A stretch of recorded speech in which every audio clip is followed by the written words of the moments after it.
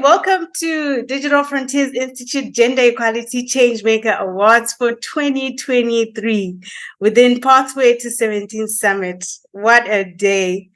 The awards are a celebration of changemakers, the 249 projects designed for gender change on the African continent, and those that have made strides towards initiating change in their organizations and within themselves.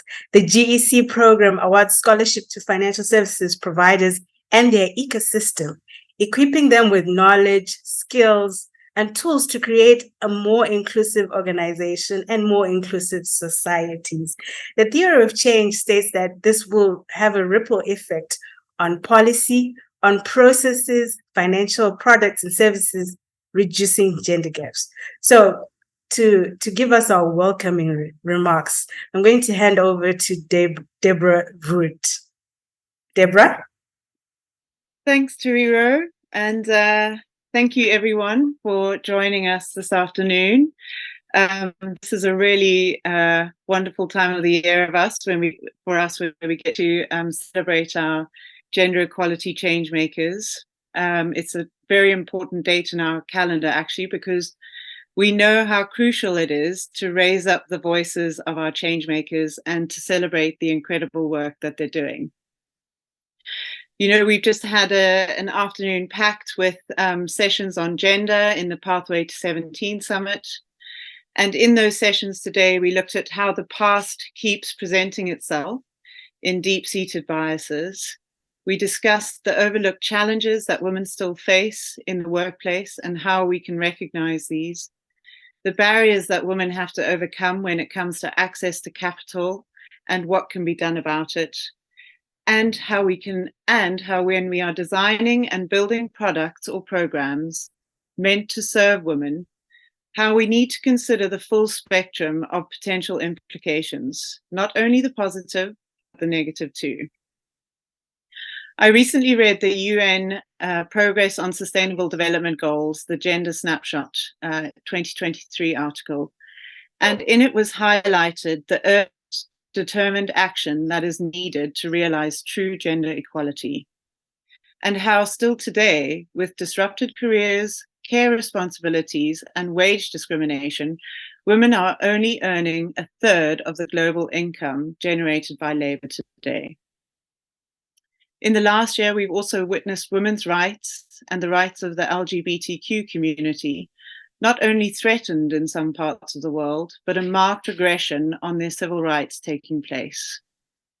But all is not lost, and today is about celebrations, but also about highlighting how now more than ever, the critical work of the Gender Equality Changemaker needs to be raised, and how courageous one must be to take up the mantle of Gender Equality Changemaker.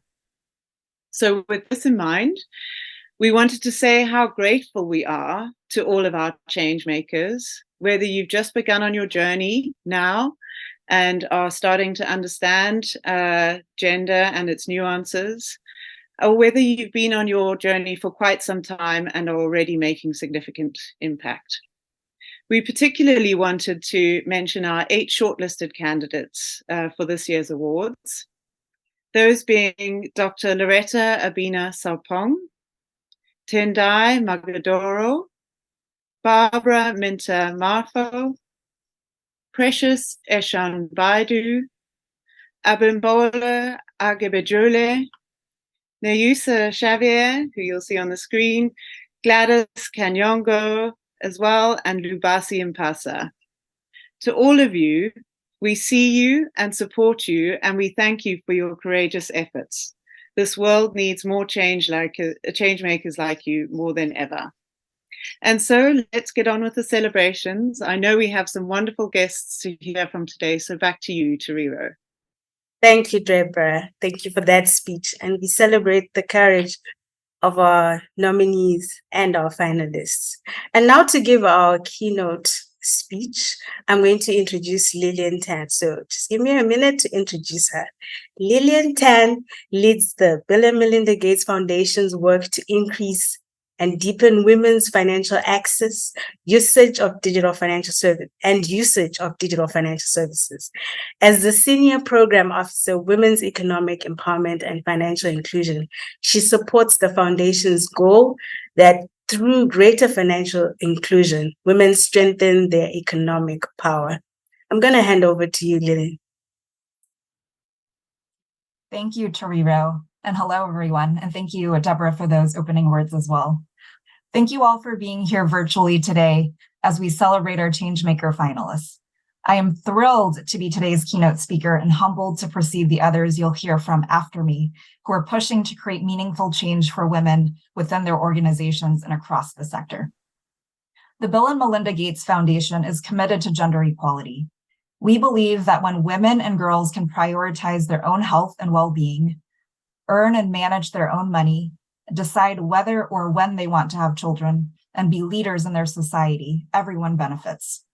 The financial services team, which I represent today, aims to ensure that women can securely access, actively use, and find value in financial services in a system designed with their needs in mind, thus strengthening women's economic power and working towards a gender equal world.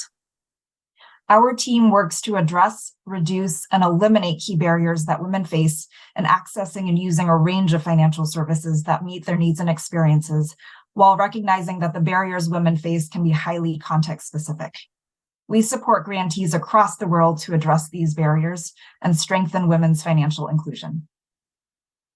All of the finalists that you'll hear from today represent professionals from the financial services sector working towards creating gender-responsive financial ecosystems, designing and developing products based on the needs and experiences of women, and strengthening organizational gender mainstreaming capacity within the organizations that they work in. The Bill and Melinda Gates Foundation has been a supporter of the Gender Equality Changemakers program, which is now in its third year. The Gender Equality Changemakers program aims to mobilize a league of gender equity champions across Africa and Asia to create bold leaders who are not afraid to push for gender equity within their organizations. Since its start, the program has delivered training to more than 2,500 participants across 41 different African countries and established 10 country-level peer support communities of practice. The program has also established the League of Gender Equality Changemakers, which is an expanding virtual peer support group that currently has more than 800 members. The League of Gender Equality Changemakers facilitates the exchange of gender-sensitive toolkits, articles, and policy briefs among students for continuous learning. To date, the program has 249 graduates who, after months of rigorous coursework, discussion, and classroom and peer support, end the program with a Capstone Project in which each graduate designs a gender action plan to initiate interventions in their organizations that range widely, from equitable HR practices to gender transformative marketing to the development of gender intentional financial products and services. The action plans are based on participants' observations and identifications of the most critical needs for their organizations, informed via their coursework. I'd like to pause for a moment and share the courage it takes to reach today for our finalists. In addition to completing the coursework and program amongst competing work, family, and life priorities, and developing their Capstone Gender Action Plan, participants also need to receive consent from their organizations to become a nominee, because part of their commitment is that their gender action plan will be implemented, which cannot be done without organizational support. It takes courage to approach one's manager or organizational leadership to ask for their support. And sadly, some participants do not make it to this stage, as they do not feel their organizations have the cultures yet in which they can successfully receive that support. And finally, Changemaker finalists are committed to the implementation of their plans, which requires hard work and persistence. In a few minutes, you'll get a chance to hear from one of the instructors guiding participants in their work, hear from last year's courageous Changemaker, and of course, from the 3 Changemaker finalists, all of whom will provide further insight into the program, their journeys, and push for change within their institutions. I've had a chance to read over each of the finalists' gender action plans and look forward to their sharing of their work later on in the program with all of you. As we have all experienced, change is not easy, especially when pushing for change within larger institutions and structures, especially when pushing against organizational change or social norms. Change can also be incredibly frustrating and discouraging, and you may feel as if you're making no progress sometimes. I think we've all experienced that. And also, change at times can be very lonely. One of my favorite aspects of the Gender Equality Changemakers program is that the program recognizes and addresses these challenges. Not only are students equipped with the knowledge and skills regarding gender equity principles, it also builds confidence and lets them know that they're not alone through a cohort and peer network program. Although today we'll be celebrating 3 finalists and learning more about their capstone projects, I'd like to take a moment to also applaud each of you for joining today and supporting the program and finalists. I'd especially like to thank the managers and colleagues of any Gender Equality Changemaker program participants who are on the line today, because their work requires supporters who are championing them. And of course, I'd like to thank all of the Gender Equality Changemaker program participants, instructors, and facilitators. Thank you for your courage and boldness in the program.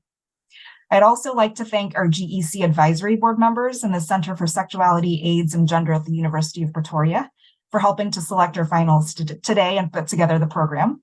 And finally, I'd also like to thank Digital Frontiers Institute for spearheading the program, FinEquity Africa and the FSD Network, who are also supporting as past mentors and interviewers of today's finalists.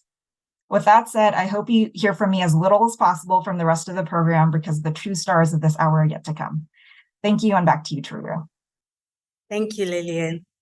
And thank you so much for that speech, where we really celebrate the hard work that our change makers have done, and those who have graduated, and those that are on the journey.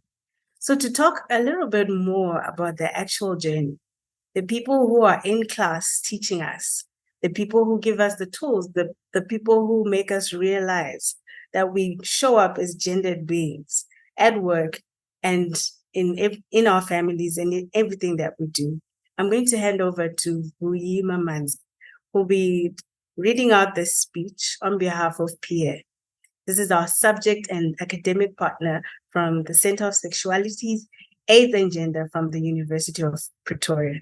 I hand over to you. Thank you, Tarero. Greetings to everybody. I am happy to be joining this event today. I look forward to everything that will be taking place on this platform.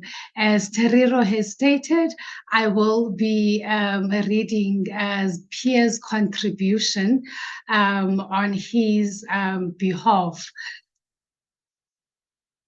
The GEC program has been a fascinating and rewarding experience for me personally and professionally. When our center was approached to participate as subject matter experts in conceptualizing the program, developing a curriculum and teaching on the various courses, we did not completely understand what it could become and the impact it could have.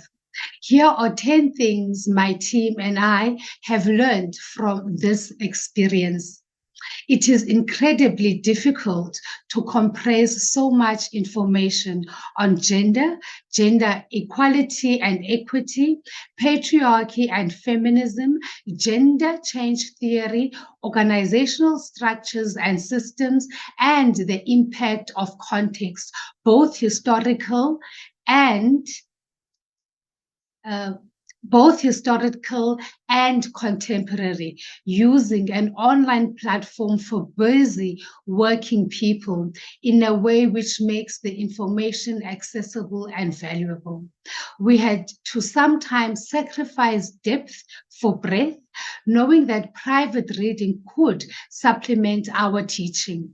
But this is a huge undertaking, and I am proud of our team and our partnership with DF and the BMGF, as well as participants across the continent.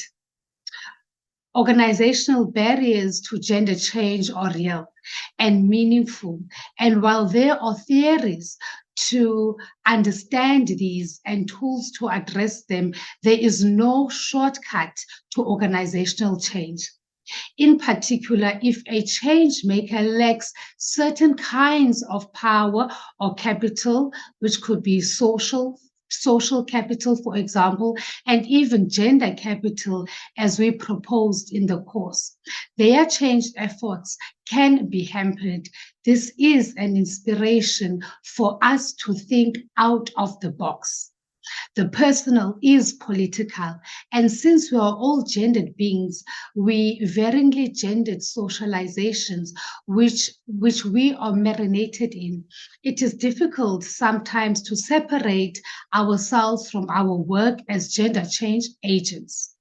Whenever we enter into a space, physically, psychologically, or symbolically, our gender is one of the first things people may apprehend about us, and they will have an instant and often unconscious response to this. This will affect how they perceive us and treat us. Change agents will be judged accordingly, either enabling or hampering their work. Linked to this, we, as the subject matter experts, participate in this course as gendered beings, and we have become even more acutely aware that who we are and how we are perceived matters to our participants. We learned very quickly to draw on our own personal gender experiences in the workplace and beyond as a teaching tool and as an opportunity to self-reflect on the extent to which we too needed to do our work on gender. And linked to this, it was extremely important for us to spend time reflecting on the content we developed, on the methods we used, and our performance in the online class calls. We were constantly thinking about the idea of gender balance in teaching, about what signals and message we were sending, and how we embodied gender as performance and as holders of knowledge. We learned that this work was often tiring and exhausting because, in reference to the points above, we are never off duty. When it comes to our gender, it is an ever-present part of who we are. Working with participants in a 90-minute online session requires stamina, determination, and patience. On the question of patience, we had to learn to accept that all our participants are on their own unique gender journey, and we could not force the process. Yes, there were times when people said or did things which were jarring or difficult to work with, but we understand that empathy for each person's gender journey is key to this process. Again, linked to this, we came to realize that while there are core ideas around and approaches to gender change, there are important local and cultural and geographic realities which we had to embrace and work with and around. Accepting that people are on their unique gender journey allows to accept that each context is also on a gender journey, and we ignore this, and if we ignore this context at our peril. Working in a collaborative way has its challenges, but our partnership with DF and our funder has shown the value of bringing together a number of role players, each with different strengths, to add value to a program. The DF experience in building systems and a platform for online learning and working in the finance sector, and the DF expertise in thinking big and taking long view have worked together to build something which we are really proud of. And finally, we have been inspired by the tenacity, enthusiasm, and courage of so many of our participants in reaching in and reaching out. By reaching in, we mean being willing to think of their own gender stories and experiences and to be vulnerable about these. By reaching out, we mean the willingness of our participants to take the risk, to challenge themselves and their organizations, and to join communities of practice and shared support. Without them, there would be no program. We look forward to this program continuing and today's celebrations of excellence. Thank you, Tarir. Thank you so much for a celebration of excellence. And I just want to add that the Changemaker story is that of courage. So, you are courageous to raise your hand and face your own bias and present yourself to your organization and presenting yourself as gendered as you are without even looking at the intersectionality that you might have to deal with besides just your gender. And then the story of empathy that you mentioned, Ree, that it's because of the empathy that you're seeing for your organization and its ecosystem and the empathy for people that makes you want to do something, makes you want to initiate a project and actually start on it. So next person that we're going to hear about is last year's Changemaker, 2022 Changemaker, Pamela Bella Nyamutoka Katooro. Hand over to Okay, it's okay. I think I misspelled it there. Sorry, Pamela. Please hand over to you. No problem. Thank you, Tariro. And yes, I can't believe it's already 1 year already, and time runs, so congratulations to the nominees for the 2023 awards. I want to start by saying thank you, a huge appreciation to DFI and all the partners, to the program, CSBAG, the Bill and Melinda Gates Foundation, and to all the DFI fraternity and the students. It's a great honor and immense pleasure for me to stand here as, soon to be, past awardee. And for me, this is extremely a huge thing, because from that time to now, it's been quite a journey. And it's been a consciousness of knowing that as a gender equality change maker, it's important to stand out and stand up and really, speak out. And that's, I think, the message that we need to take out there, that gender equality or having, pushing for the gender equality agenda is not an easy road. And so really congratulate the winners, because it is something that we need to persistently and consciously always be aware of.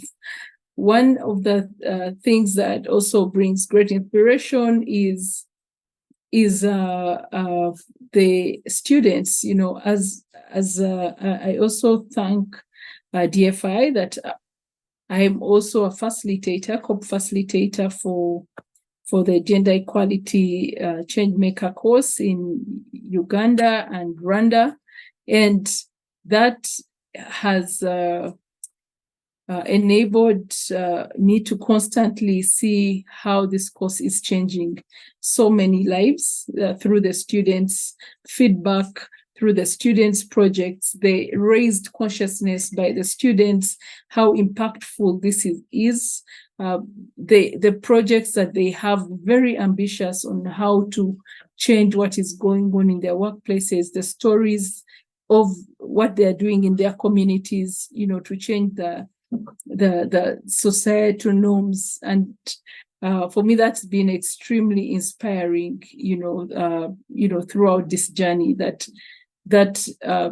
the ability to be able to get this information and use it to transform, so many people's lives is something that is very fundamental. And so also the mentorship was very key. I think Sophie is here, so she'll be speaking about that. I want to really appreciate her as well for, providing that mentorship throughout the journey. I would like to say that as we move along this journey, now 6 cohorts, we're in cohort 6 and we are still moving on. We would like to say that on behalf of so many of the students who have gone through this and, emerged and been certified, that this Gender Equality Changemaker course has been very life-changing and very eye-opening. And it would be good to have everybody who's listening in who has not yet applied to actually apply for it, because it does make a fundamental change in how you think and how you begin to really look at various things because of that eye-opening ability. So thank you again. I would like to say that congratulations again to the nominees, and I believe that they will step out and make a huge mark to really, bring real gender equality for us in our various workplaces and communities. Thank you. Thank you, Pamela. And Pamela, you talked about mentorship, and this was something that was offered to you. So we paired you with the gender lead for FSD Network, Sophie Mills, who will also give a speech on mentorship. I'd like to say that for the 3 finalists that we have here, we will pair you up with mentors and are already in the process of doing that match. So that's an opportunity that will help you to, as you go on your unique journey, like we said, of implementation of your gender action plan. Now, we're getting to the part now where we get to hear the stories of these 3 finalists that have made it this far, that have made it from the top 20, the initial 20 that we had, and now narrowed down to the final 3. And so to introduce our first finalist, Gladys Kanyongo, we have Rose Rono from the Fin Equity Africa COP. Now, this is going to be an interview between Rose and Gladys so that we hear about Gladys and her Changemaker story and how she's taken that journey to get here. So I'll hand over to Rose and Gladys. Thank you so much, Tariro, for that. And first of all, allow me to start by congratulating DFI for this, very noble initiative. At Fin Equity, we are very proud to be associated with DFI and the continued collaboration between our 2 entities. I'm very sure is going to increase the space for financial inclusion, specifically for women in Africa. To introduce Fin Equity before I can bring the star of the day, we are a community of practice convened by SIGAP, specifically focused on sharing best practices, knowledge, when it comes to financial inclusion. And we do have a chapter in Africa. So I encourage you to go to the FinDev page and join Fin Equity to be able to receive as much information as possible. So I don't want to delay so much to bring in our star of the day, Gladys. And I just want to request Gladys if she can briefly just describe for us her Capstone Project, including the organizational context, individual context, country context, so that we can be able to appreciate what you have been doing. Welcome, Gladys. Thank you, Rose. My name is Gladys Kanyongo. I am from Zimbabwe. The organization that I'm going to talk about and the Capstone Project is Small and Medium Enterprises Development Corporation of Zimbabwe. It is one of the leading SME finance institutions in the country, and it's also a development finance institution. I was the CEO from 2012 to 2019. So I am very well aware of the gaps in the policies and the informal setups with the gender norms that existed. And when I wrote the Capstone Project, what came to mind when I was doing the course was that when I was team leader there, I was like most team leaders, you're concerned about the bottom line, you're concerned about the financial metrics. And yet there were underlying issues that would come to my attention, and we had never really looked at them. And probably on my part, I also didn't have the skills. And when I got to do this course, I was like, now I have the skills. Can I go back and give back to the organization which was dear to me? And as you're aware, in Zimbabwe, 60% of our SMEs are women. And what difference would it make to the women that I left behind? I had tried to mentor, I tried to do things, but that was informal. And so this gave me a framework and a guideline that I could use. So I wrote my project, and I asked my successors if I could do it. And being a government institution, it takes longer to get a CEO in place. You have to get certain approvals. And when the successor came in, I approached him and said, "Sir, I was here. These are the difficulties that we faced. Can I be of assistance and help review the policies so that they can become gender inclusive and see that women are at par with men? In terms of salaries, that's not an issue, but it's in terms of salient resources. Who gets the car when it comes to a branch? Who gets to do the client visits? Who gets to do the client interfaces? Who is making the decisions to get money into women's hands?" And he said, "Be my guest. You can come to the table. Are you going to ask me to pay for it?" And I said, "No.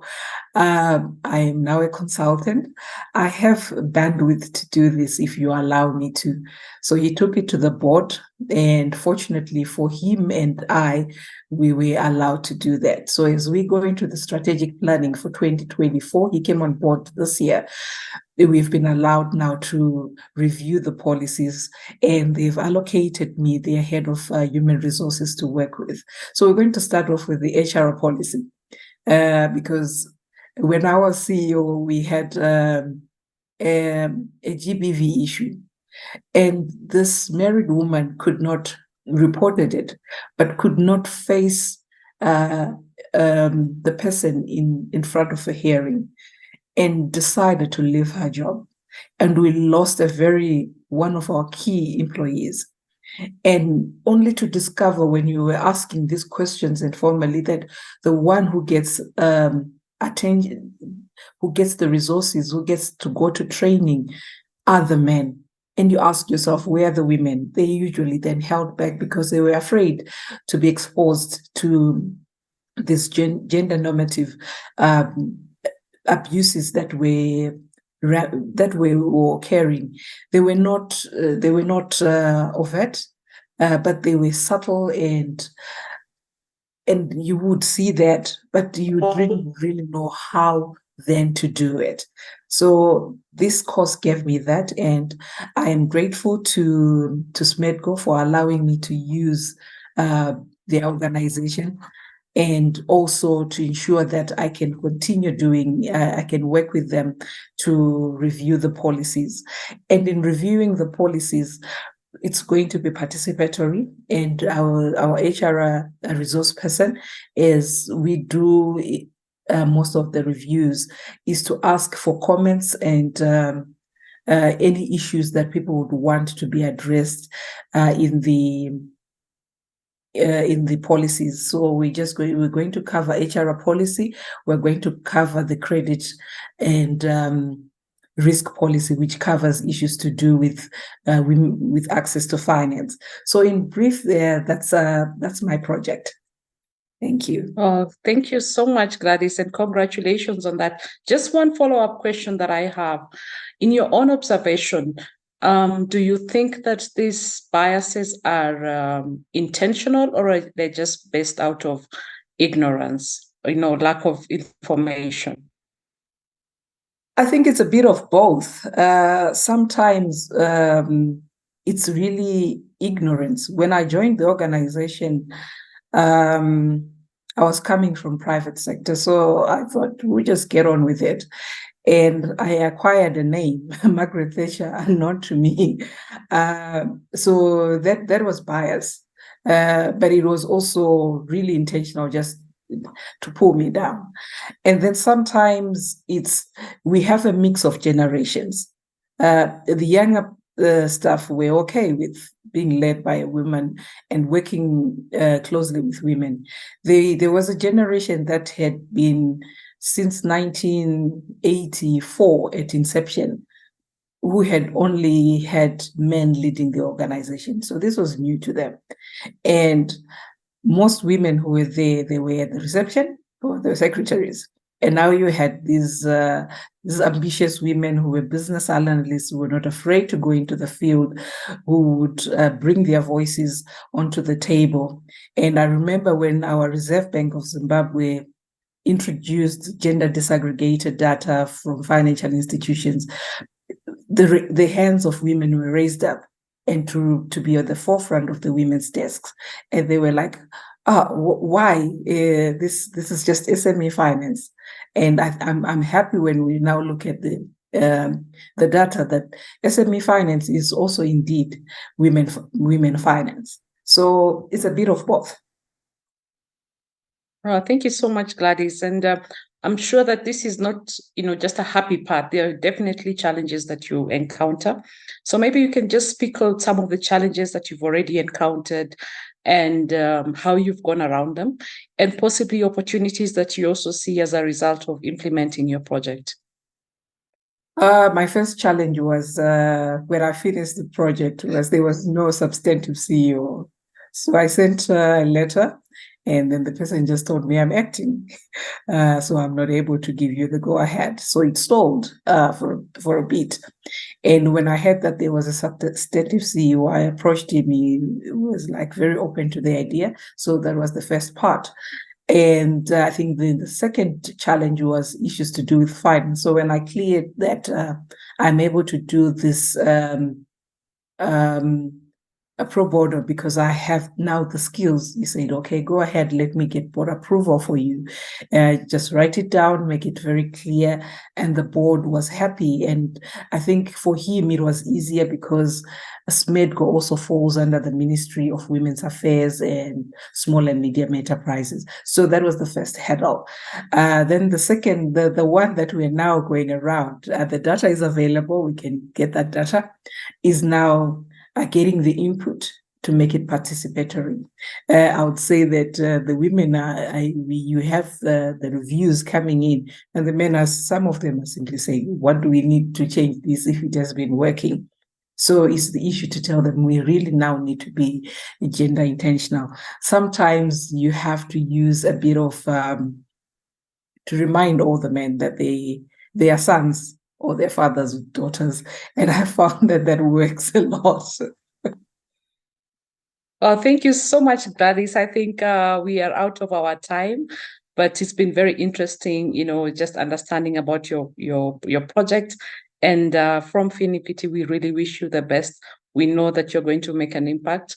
Whatever starts small normally, has a really big impact. Over to you, Tariro. Thank you, Rose. And what a story, Gladys. Congratulations. We admire your courage. Keep doing the good work. So I'm going to ask interviews to be 5 minutes. I think we went a little bit over with Gladys, but that's okay. Our next interview is Xavier and Lubasi. Thank you, Tariro. Thank you. And let me please introduce Lubasi Mpasa, who has also been nominated for the Gender Equality Changemaker Award. Lubasi has been working in the space of financial inclusion for a long time, and in addition of being graduate from the Gender Equality Changemaker program, he's also a certified digital finance practitioner. Lubasi, from his position as card and payments manager at First National Bank in Zambia, he embodies the values of diversity, equity, and inclusion, making him a true champion for gender equality in the banking sector. So I'm very, very happy, Lubasi, that you are here with us today. So thank you so much for being here. And I would like to start by asking you, Lubasi, a little bit about your work. Please, if you can tell us something about your role in the digital finance space and how you work for creating a more inclusive financial system, I would really appreciate that. Thank you, Lubasi, and welcome. Thank you, Xavier, and it's an honor to be here. So like Xavier, I think he's done most of the introductions. Most of my work has been in the digital financial services, really. I've been working on channel improvement and product management, and of course, product creation. So that's one of the reasons I took this course, because I've been doing quite a lot of DFI courses, equipped me over the years.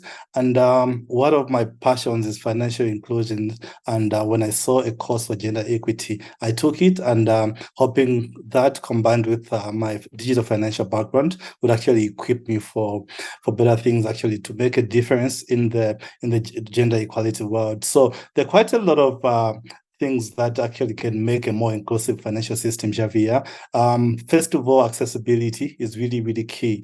Financial systems need to be accessible to women and other people who are not included. Apart from that, we need to intensify the financial literacy campaign. We need to tell more people about the advantages of actually being in a financial included economy, and them stepping out and having a financial record. There's also a lot in the digital financial world that we can do to actually include more people, payment systems that are easier to use, that are accessible to everybody, and starting from the entry level up to high end. And I think in this instance, it's on the entry level market. Thank you. Thank you so much, Lubasi. And what was your experience in the Gender Equality Changemaker program? What inspired you to join? Were there any surprises for you during the program, or what are your big takeaways? So, of course, Xavier, a lot. I was inspired to go for the gender equity program, really, because most of my background has been in commercial banking and telecoms previously, and I see myself working with a development organization that especially does a lot for women's finance, a lot for financial inclusion, and I took the course with a very vague understanding of what gender socialization is, what gender equity is, and so on. And really, the takeaways, I was really blown. My mind was blown. I learned quite a lot. For starters, I understood the gender social construct better, and I understand the history of gender better. Diversity and inclusion is one of the other takeaways that I actually learned from the course. Critical thinking. It's my mind thinks differently now when I think about what we can do to assist people who are disadvantaged, women, especially in the Zambia and Africa as a large. There are a lot of people who are excluded from economic and financial takings. I think my listening and empathy also improved, and my self-reflection really took me to a place whereby even when I'm working, I have gender impact in mind. How can this product that I'm making or whatever I'm doing in my line of work, how does it impact the other genders that are not so included, and people who are basically not in the financial system? So that's really my big takeaways from the program. And in fact, Lubasi, you're here today because you are a gender change maker who is putting theory and practice. No, can't you tell us a little more on that? No, how are you incorporating a gender lens into your work, and particularly into the financial products that you and your team are developing? Okay, so I think after the gender equity program, really, I think the 5 courses I took opened up my mind. And for me, as a digital finance manager who creates digital financial products onto the market, it gave me a really, really good understanding of what is lacking in the market. And really, as part of as a lead for the team in my organization, I came up with a product, and I was part of the big team that came up with a product that basically targets women. So I'm going to give you a brief background of the socioeconomic situation in Zambia. So most men are employed. A lot of men are employed. They get a salary. That means they have an advantage. They can have access to a loan. They can have access to insurance and so on. But most women are left at home to be caretakers, and there are a lot of these women who don't have jobs, and they've really come up with ways in which they can earn money. Some of them sell vegetables or other produce on the side of the road in markets. Some of them work odd jobs like housekeeping and so on. They get a salary, they get a bit of income here and there every day or weekly or monthly, but they don't have a financial record. And what we aim to do with a product like what I made is basically enabling these women to have a financial record. First of all, is talking with the regulator. Remove the entries to, remove the barriers to entry. There are so many KYC documents needed to actually open a bank account in an environment like mine. So negotiate with that, maybe reduce the limit for that bank account, and remove things like proof of address, because most of these women who are marginalized stay in areas which don't even have a house number or a plot number. So remove that, remove all those other entry barriers.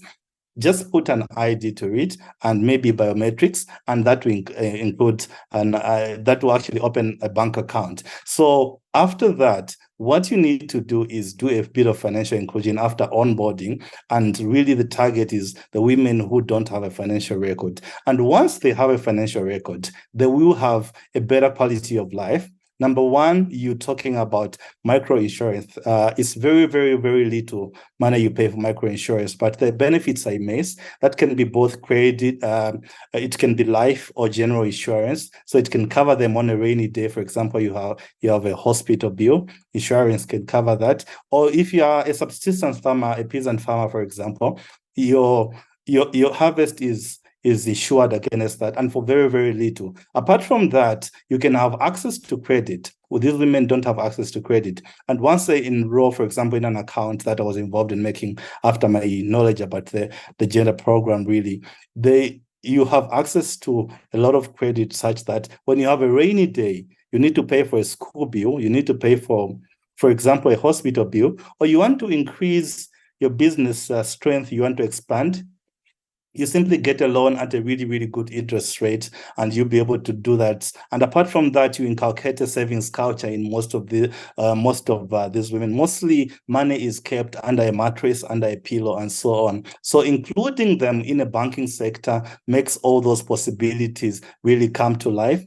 And apart from that, really, you remove monthly fees and reduce the transaction fees so that it's very, very affordable. Most of the barriers to adoption really is affordability, KYC, and a lot of that red tape, if removed, can actually make women more improved. We're not going to make them millionaires overnight, but what that does is basically give them some social context, they have a financial record whereby they can get credit against it, get insurance, and have all those possibilities and enjoy a better quality of life. So that is my passion, and I'm hoping this model is taken and expanded really throughout most of the country, throughout Africa, Asia, and other places where you have women not working. They're basically caretakers at home, and they'll do little businesses to sustain themselves. And if you include them in a big financial system, this will be life-changing for them. Thank you.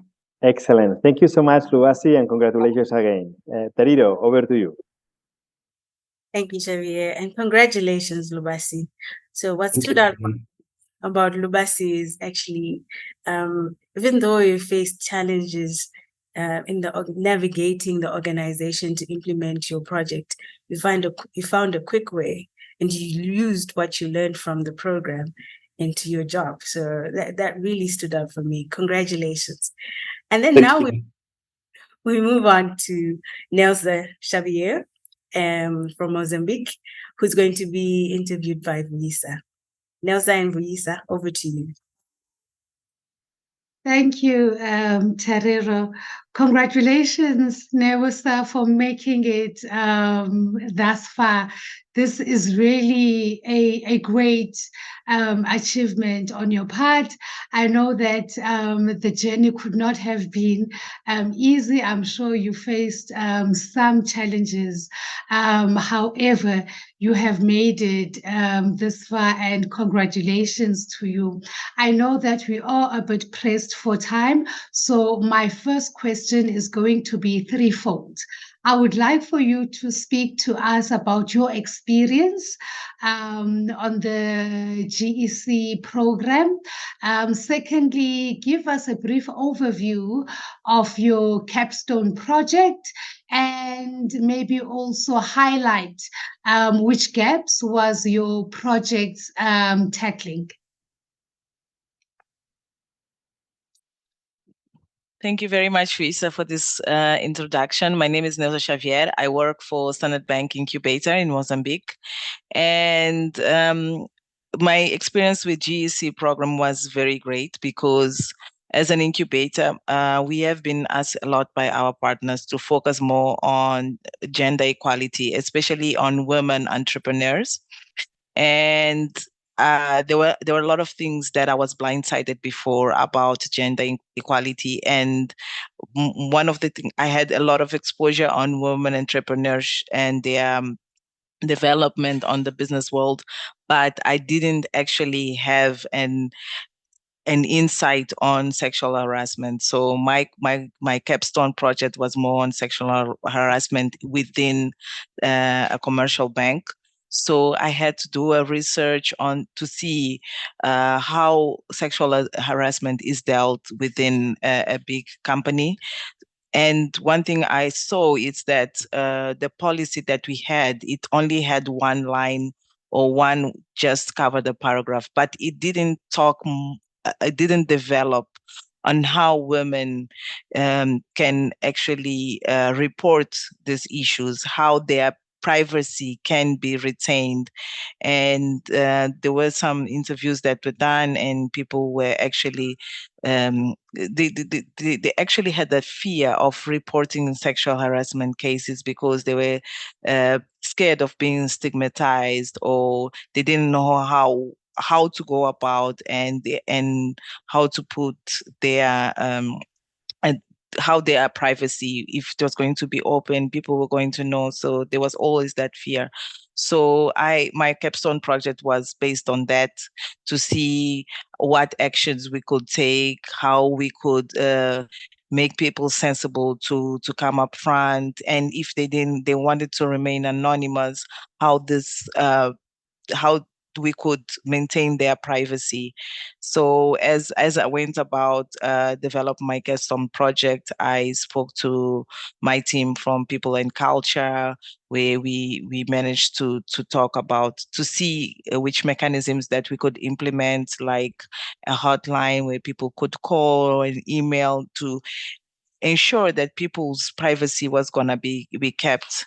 They were going to be kept private. So it was a very interesting project, and a lot of ideas came up, especially considering that we have a lot of women that are joining the organization, but we wanted to decrease the turnover, like have more women, have less women leaving the organization, and also having more women aspiring to reach the management levels, because even though we've got a lot of women entering, but they don't have that aspiration to go far. We having more women to be in leadership positions. So we worked on that. And one of the challenges that we faced, it was actually with male management. When a woman came up front and actually spoke about being sexual harassment, it was very difficult for male managers to deal with that, or to have that conversation, to let them open up to their difficulties. So it was it was one of the challenges that we faced. So that's when the people and culture team had to go and support the male manager to make those women feel comfortable to talk about these sexual harassment cases. Thank you. Wow, thank you so much, Nyamutoka. And listening to you, what I really love about what you're explaining to us about your Capstone project is how realistic it is, the practicality of implementation. And one of the key things that you highlight in you talking about your Capstone project, it's not only that you identified what needed to change, but you also offer us with the how the change happened in terms of your implementation. And currently, can you speak to us about the progress in implementation and how far you are with that? Okay, the hotline has been implemented, and the email maintains the anonymity of the people that came up front. It has been maintained, and that has also made women feel at ease to talk about it, and it has also made them open up to other problems that they were facing, because with that, not only sexual harassment was their main issue. It was also on maternity leave. We had the maternity leave of 3 months, and we have increased to 4 months because they just felt that 3 months was not enough. So because of that discussion, that implementation, other issues came up, and we also looking at to see if we can also implement other projects related to single mothers that have their sick kids. So how we can implement working from home when you've got a sick kid. So we're looking at other projects to actually try to not to have these women leaving the workspace because they feel that the facilities that we have or the opportunities that we have, they are very limited for them, because we've seen an increase of single mothers, and we need to support them.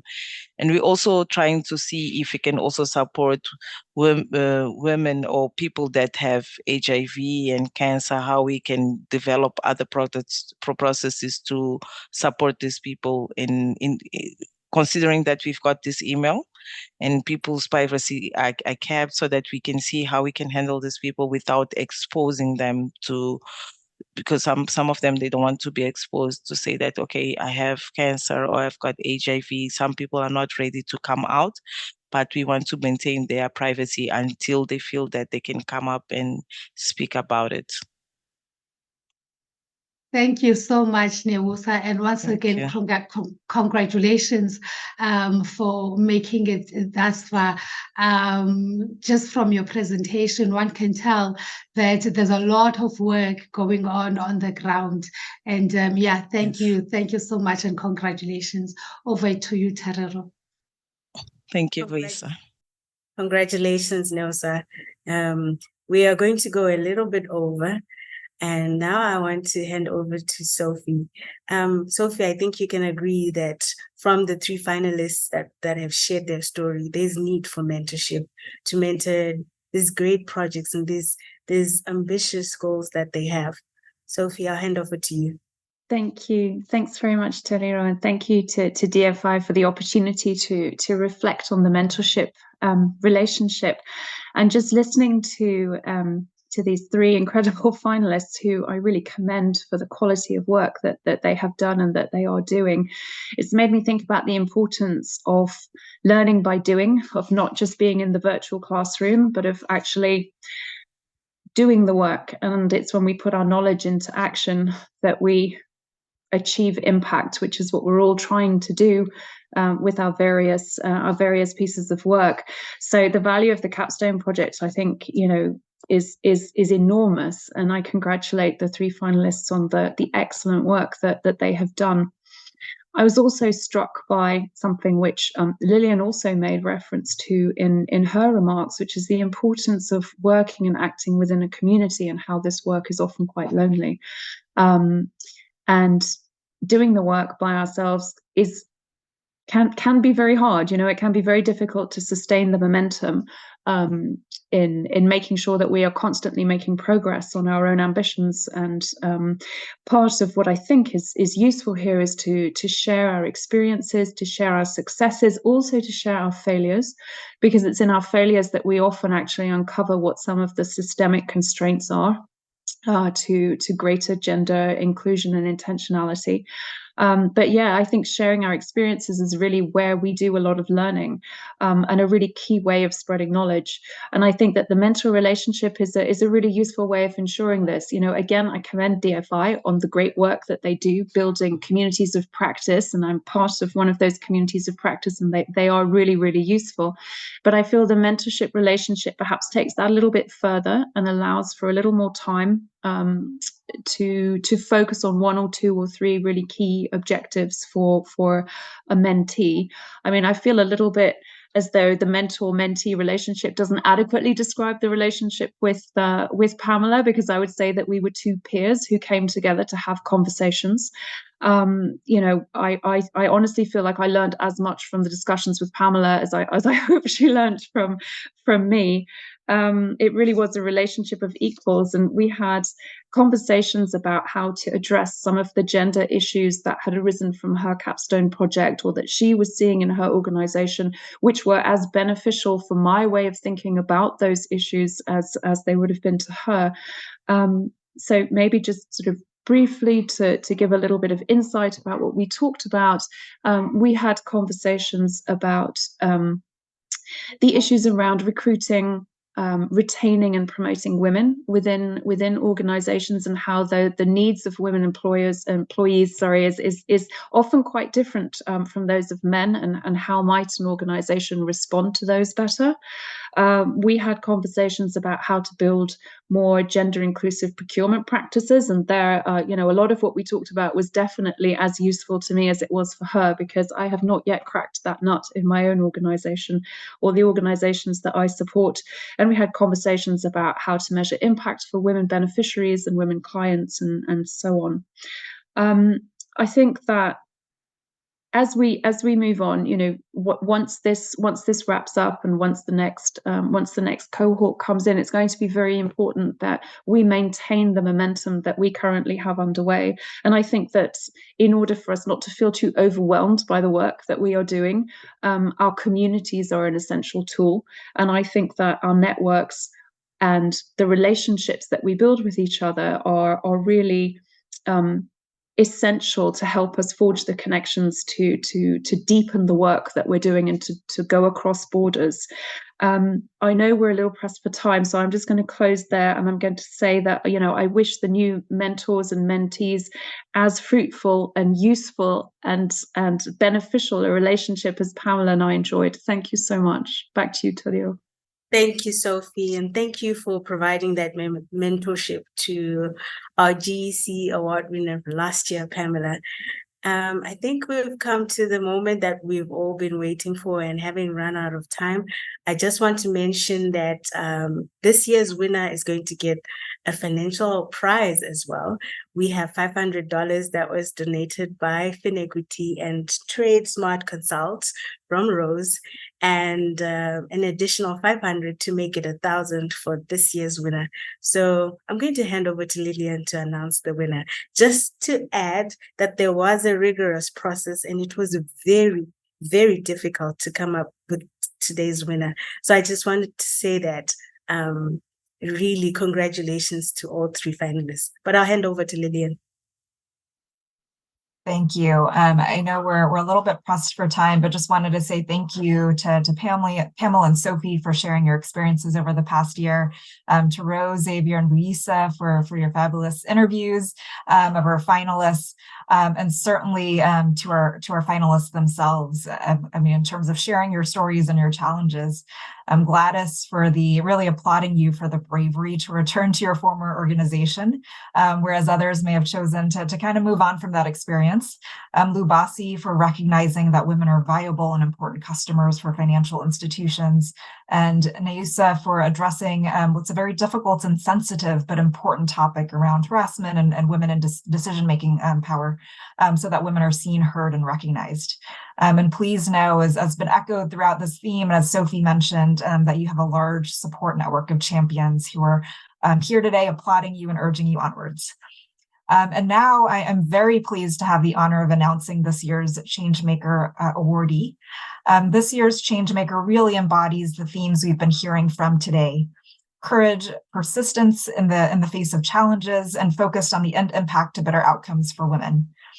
As Tariro mentioned, there was a vigorous evaluation process, and the evaluators really applauded this finalist's exceptional application of course content, establishment of change within the organization, and early progress to date. In addition to her gender action plan, she's also spent more than 25 years in the financial and development sectors and gives back to her community by serving on the boards of several organizations that focus on training, mentorship, and women's leadership and empowerment. With that said, please join me in congratulating 2023's Changemaker, Gladys Kenyongo. Congratulations, Gladys, and I'll turn it over to you to say a few words. Gladys, we want to hear from you.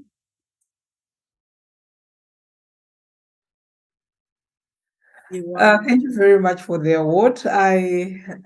I think I was in a class of peers, and I learned so much during the course. And for me, it was, I think the bravery came from just knowing that I hadn't done what needed to be done when I was there, and just remembering that when I'm serving on the boards, it's never too late to correct. For me, it was never too late to correct things that I had not corrected when I was at SMEDCO. And I want to thank SMEDCO for giving me that opportunity, and for DFI and its partners for the scholarship, because I wouldn't have done that without that scholarship. I was in a transition stage. It was COVID period, and it really changed the way that I now look at designing women's products and interfacing with women as they access finance. So thank you very much. Thank you very much, and congratulations, Gladys. We will be in touch for more, but thank you very much. And I also want to recognize Lubasi Mpaza as our first runner-up, and our second runner-up being Nelsa Xavier. Congratulations to both of you. We will be in touch with more information on the mentorship. But I think we've run out of time, and I really, really appreciate everyone who's come here to join us for the Gender Equality Changemaker Awards for 2023. I appreciate all the commitment, the speeches, the courage, the empathy, and also the boldness to go and change things. So thank you very much. We are ending the event.